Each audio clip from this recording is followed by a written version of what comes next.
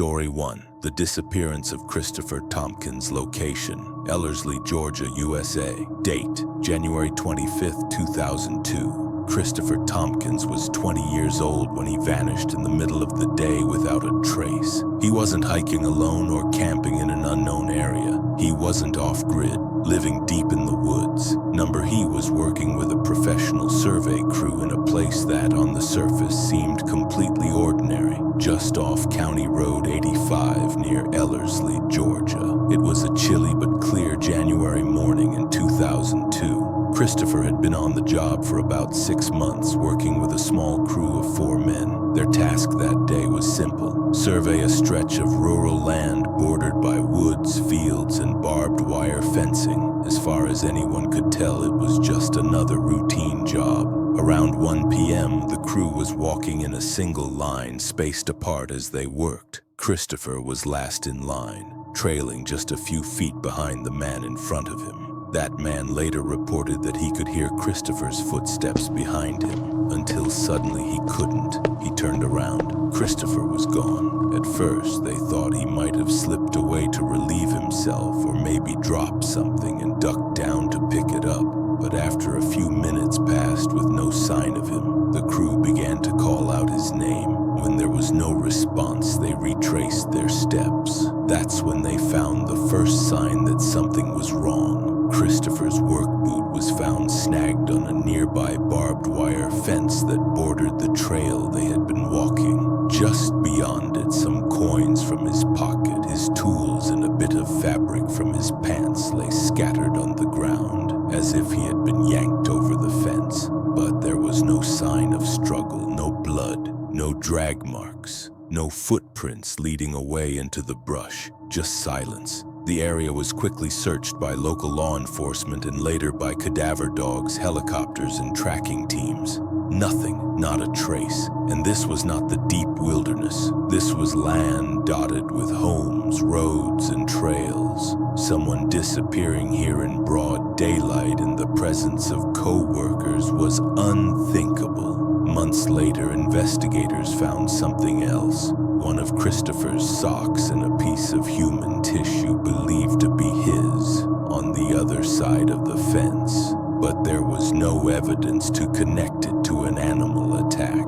The tissue showed no tearing or bite marks. It was almost surgically detached. Christopher's mother, Anne, was adamant that foul play was involved. She claimed that her son had been nervous in the days leading up to the incident. He had mentioned feeling like someone was following him or watching him, but he didn't go into detail. He'd also seemed unusually anxious about work, something his mother said was very unlike him. Police initially entertained the idea that he had run off, but if that were the case, why leave behind only one boot? Why abandon his wallet, tools, and everything else? And why, to this day, has there been no financial activity, no sightings, and no trace of him ever discovered? Some speculated about wild animals, but experts rejected that. The amount of time it would take for an animal to attack and drag away a person, leaving no blood or trail in daylight with others nearby, nearly impossible. Then there were the stranger theories. Some local residents believe the area where Christopher disappeared has always been strange. Reports of people hearing voices in the woods, seeing lights at night, and even experiencing time distortions have circulated for years. Some believe the land itself might be cursed, or that there are things living in the woods that don't want to be seen. Paranormal investigators took interest in the case and noted that Christopher disappeared in a fashion eerily similar to a pattern described in David Polita's missing 411 cases. People who vanish in national forests or remote areas, often while in groups, often with little to no physical evidence left behind. The barbed wire fence where his boot was found has also become the center of much speculation. Could something have pulled him forcefully over it? If so, how could it have happened in total silence with no one noticing? Some believe it might have been a dimensional slip, a sudden and inexplicable vanishing. Others think he may have been abducted by humans or something something more unnatural. Over 20 years have passed since that cold January day. Christopher Thompkins' family still doesn't have answers. His mother continues to keep his memory alive, begging for new leads and raising awareness about how fast and completely someone can disappear, even when they're not alone. To this day, no remains, no phone records, and no credible sightings have ever surfaced. Just a single boot, a few scattered coins, and a trail that leads to nowhere. What really happened to Christopher Thompkins, and more importantly, could it happen again? The Carl Higdon elk hunting encounter. Medicine Bow Forest, Wyoming, 1974. Carl Higdon was a 41-year-old oil worker and avid hunter when he headed into the Medicine Bow National Forest in Wyoming one October afternoon. What began as a routine elk hunt became one of the strangest wilderness encounters ever recorded.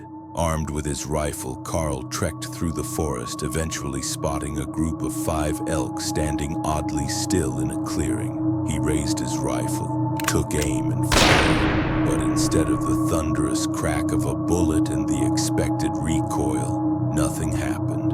The bullet floated seemingly in slow motion before falling to the ground with a soft thud, like it had hit something invisible. Staring in disbelief, Carl suddenly became aware of a presence. Turning, he saw a humanoid figure standing behind him. The being was tall and dressed in black.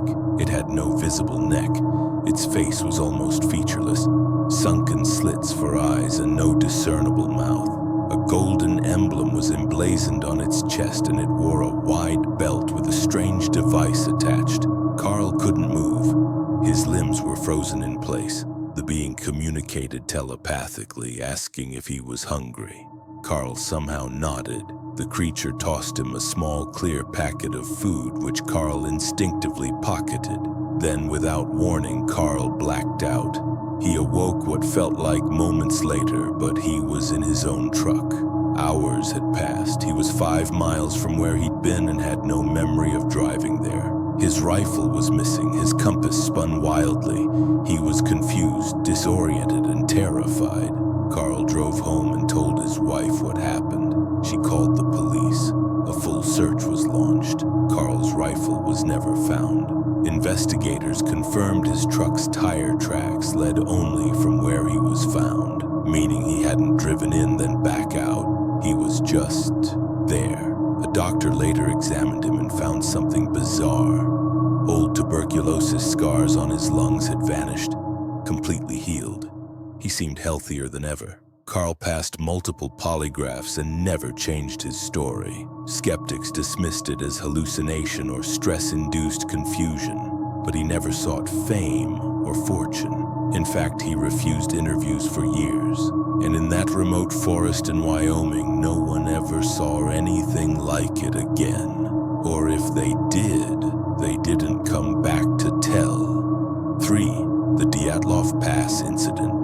Ural Mountains, Russia, 1959. In January 1959, 9 experienced Soviet hikers set out on a winter expedition through the Ural Mountains. The group, all students or graduates of the Ural Polytechnic Institute, planned to ski across a remote region known as Dyatlov Pass, named after the expedition leader, Igor Dyatlov. The group was well prepared, equipped with cold weather gear, skis, and supplies. They set up camp on the slope of a mountain locals called Kholat Syakhl, translated as Mountain of the Dead by the indigenous Mansi people. The reasons for camping on the slope remain debated. It was steep, windy, and exposed, but what happened next has baffled experts for over 6 decades. When the group missed their check-in date, a search party was launched. On February 26th, rescuers found the hikers' tent, but it had been slashed open from the inside. Their gear, boots, and even warm clothing were left behind. It looked like the hikers had fled in a panic barefoot into the freezing wilderness. Their bodies were discovered over the next several months. Some were found near the tree line, frozen in the snow, wearing only underwear. Others were farther into the forest. One had a fractured skull. Another had missing eyes. Ludmila Dubinina, the deeper group had her tongue removed, along with parts of her lips and facial tissue. Their clothing showed traces of radiation, but the autopsy reports were even stranger. Though some of the victims had suffered extreme internal injuries like broken ribs and crushed organs, there were no external wounds to match. One investigator said the trauma was equal to that of a car crash. No avalanche debris was found, no evidence of an animal attack, no foul play. The official Soviet explanation? An unknown compelling force. Years later, documents for the initial investigation were mysteriously lost or sealed. Conspiracy theories took root. Secret weapons testing, military cover-ups, KGB involvement, and even Yeti attacks or alien interference.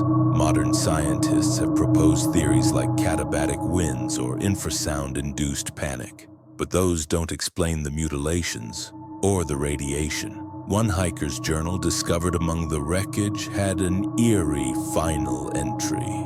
Now we know snowmen exist. To this day, the Dyatlov Pass incident remains one of the most terrifying unsolved wilderness mysteries in modern history. The Cowden family vanishing. Rogue River National Forest, Oregon, 1974.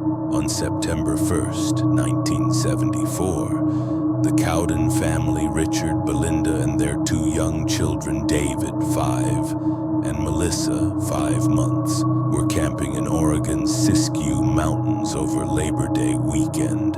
They were experienced campers, and the location was familiar and considered safe. That morning, Richard took David to a general store less than a mile from their campsite. Witnesses saw them leave smiling with groceries in hand. They returned to the site and nothing seemed out of place. The next day, Belinda's mother arrived to meet the family for lunch. Instead, she found their truck parked, the door unlocked, keys still in the ignition. Inside was Belinda's purse. A full meal was laid out on the picnic table. Drinks, cold fried chicken, and a diaper bag. But the family was gone. Authorities launched an extensive search. No signs of struggle, no footprints, no scent trails. Even the family dog was missing. Then almost a year later, 2 hunters discovered something horrific in a remote area 7 miles away. Inside a small cave were the decomposed bodies of Belinda, David, and Melissa. Richard's body was found tied to a nearby tree, badly decomposed. The cause of death? Murder. But how and why was never officially solved. The primary suspect was Dwayne Lee Little, a convicted killer who had been released on parole and was known to be in the area that weekend. He had previously been convicted of raping and murdering a teenager. Blood found in his truck was suspected to be linked to the Cowden case, but it wasn't enough for an arrest. Years later, an informant claimed Little had confessed to killing the Cowdens, but by then it was too late to bring justice. The remoteness of the cave, the randomness of the crime, and the lack of physical evidence left investigators and the public with more questions than answers. A peaceful family outing turned into a wilderness nightmare, one that left a permanent scar on the Oregon mountains.